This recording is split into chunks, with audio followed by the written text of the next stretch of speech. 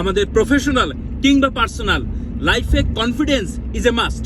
আপনার confidence boost করুন এই 3টে স্টেপে। নাম্বার 1, আপনার নেগেটিভ থটগুলোকে, চিন্তাগুলোকে চ্যালেঞ্জ করুন।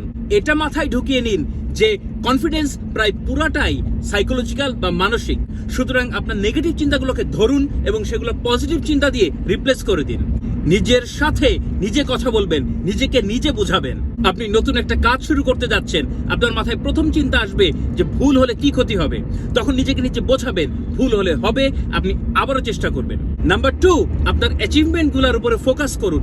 ছোট বড় যাই হোক, আপনার অ্যাচিভমেন্ট গুলার কথা ভাবুন, সেগুলো সেলিব্রেট করুন এবং এনার্জি ফিল করুন। যে কোনো কাজ করতে গেলে কি ক্ষতি হবে সেটা নিয়ে চিন্তা করবেন না, বরং কাজটা সাকসেসফুলি করতে পারলে আপনার কি অ্যাচিভমেন্ট হবে, আপনি কি অর্জন করবেন সেটা নিয়ে ভাবুন এবং ইন্সপায়ার্ড হন। নাম্বার 3, গ্রোথ মাইন্ডসেট ডেভেলপ করতে হবে। যে কোনো স্কিল যেমন প্র্যাকটিস করতে হয়, কনফিডেন্সও আপনি প্র্যাকটিস করবেন নিজের কমফোর্ট জোনের বাইরে গিয়ে।